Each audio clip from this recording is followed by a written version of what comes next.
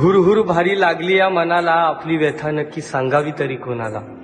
आई आता हात कर मोकळे आणि मोठ्या मनाने स्वीकार कर.